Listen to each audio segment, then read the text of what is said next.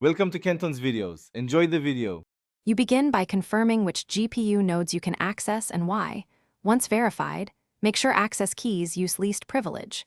Install the vendor drivers and CUDA toolkit so you can inspect GPU processes reliably, and add a lightweight process monitor for real-time views.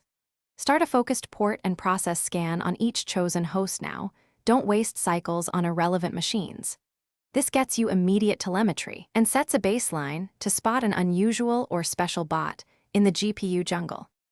Once you have telemetry, correlate GPU utilization spikes with specific process names and timestamps so you can see who is using compute and when. You should extract file hashes and container ID to trace unfamiliar binaries back to their origin. This explains how they launched. At the same time, compare observed network patterns to your baseline and flag unexpected outbound connections. Doing these steps together reveals anomalous behavior quickly, so you can isolate the special bot without. When you locate a candidate, immediately quarantine the host or container to stop spread.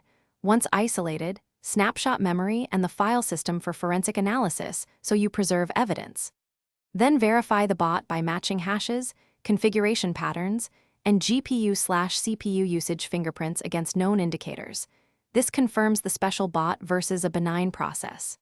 Finally, remove malicious artifacts, patch the exploitation vectors, and restore workloads from a clean backup.